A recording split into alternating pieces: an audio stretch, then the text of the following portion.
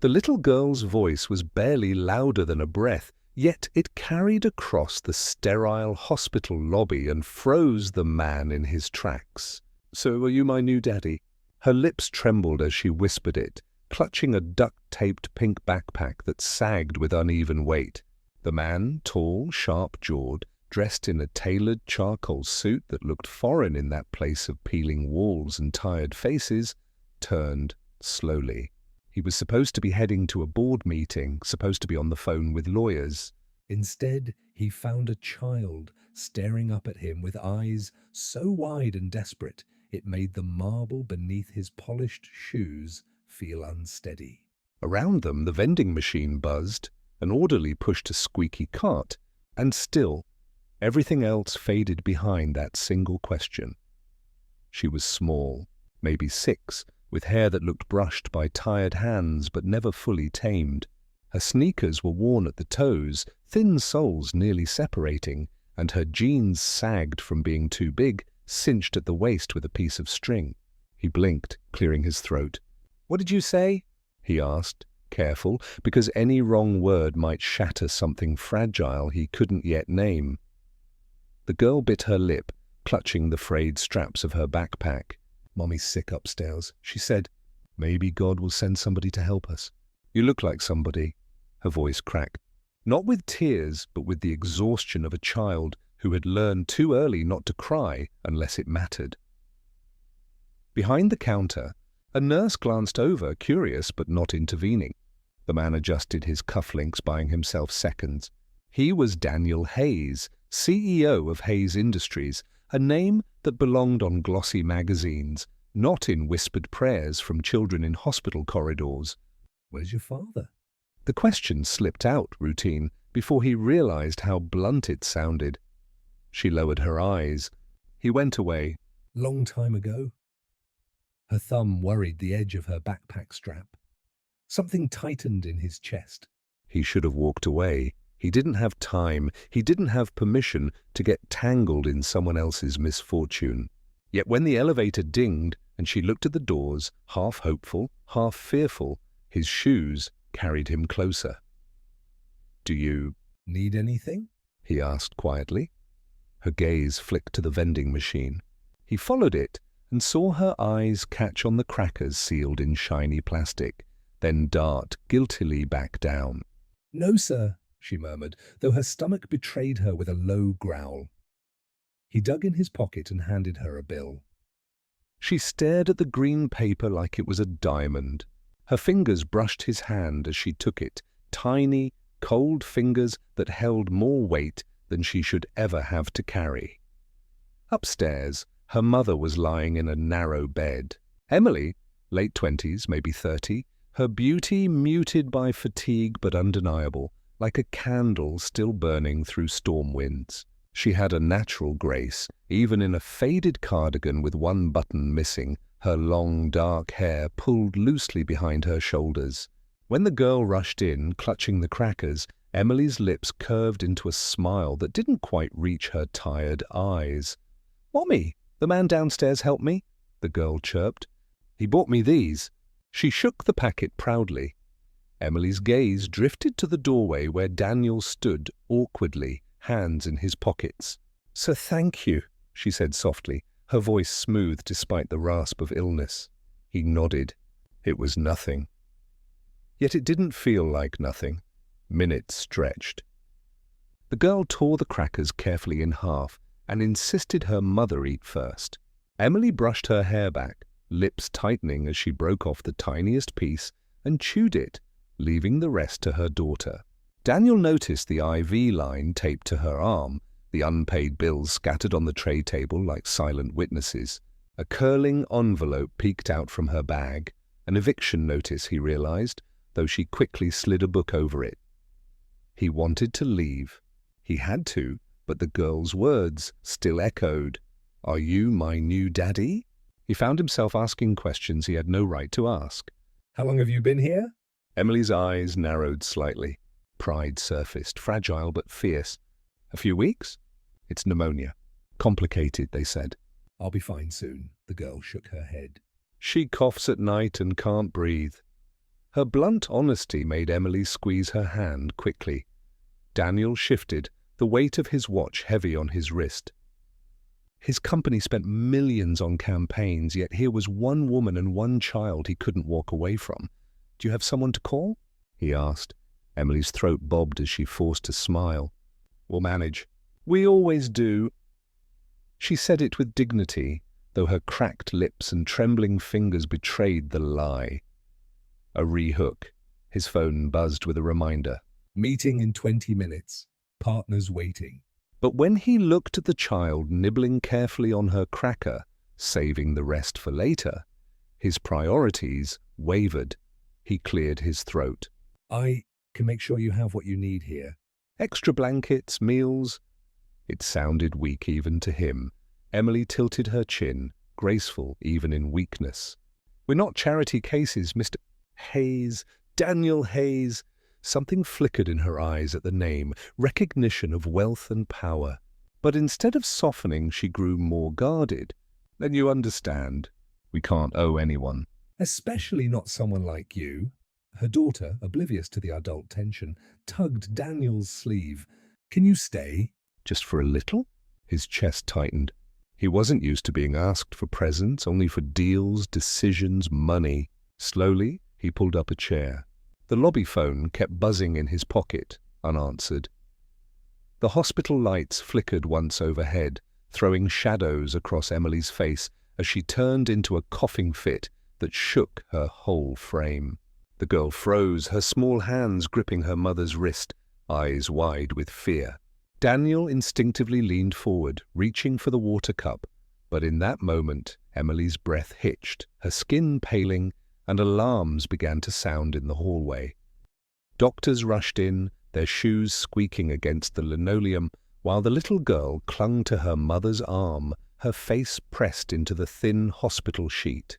"Mummy, please," she whispered, panic cracking her small voice. Daniel stepped back, unsure, his pulse racing as nurses wheeled in equipment, voices overlapping in clinical urgency. He had watched boardrooms implode, stock prices collapse, yet nothing compared to the helplessness of standing by as a woman gasped for breath and a child shook beside her. Emily's eyes fluttered open between coughs, and she tried to smile at her daughter. "I'm okay, baby. Don't cry." Her lips barely moved, her strength draining with every word. Daniel found himself stepping forward, touching the girl's shoulder. She turned, her cheeks wet, her mouth trembling. "They said you can't stay," she pleaded. "But you can, right? You're strong. You look strong." Something inside him fractured. His hand settled gently on her shoulder, steadying her. "I'll stay," he said firmly. "I promise." Hours blurred into a haze of beeping monitors, fluorescent lights, and muffled footsteps. Emily was stabilized, though her cough lingered, harsh and unrelenting. When the staff finally retreated, the room quieted. The girl curled into the chair, her backpack pressed like a pillow beneath her head, fighting sleep. Daniel sat across from her, loosening his tie, the weight of the day pulling at his features. He should have left long ago, yet leaving felt impossible now. In the dim glow, he studied Emily, her elegant bone structure still visible beneath exhaustion, the kind of beauty that endured, not because of perfect makeup or sleek clothes, but because of resilience. Even lying there, frail and pale, she carried herself with a dignity he rarely saw in boardrooms. Her hands, thin but graceful, rested lightly on the blanket. Every few minutes she stirred, her lashes flickering as if she feared sleep itself. When she noticed him still there, she whispered hoarsely, "Why are you doing this?" "Men in suits don't just sit in hospital rooms." He leaned forward, elbows on his knees. "Maybe they should." He paused, then added quietly, "You shouldn't have to fight this alone." Her eyes searched his face, skeptical, then softened. For a moment the mask of defiance slipped. "We lost everything when my husband died," she admitted, almost inaudibly. "The rent, the bills. I've been piecing together work, cleaning, sometimes babysitting. But when I got sick, it all—" Her voice cracked, and she turned away, ashamed. Daniel noticed the stack of envelopes on the tray again, the unpaid hospital notices, the eviction warning.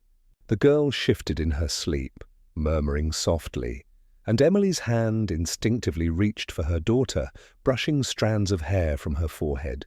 That single movement, protective, tender, was enough to break through Daniel's hesitation. The next morning, he slipped out early before Emily could protest and made calls.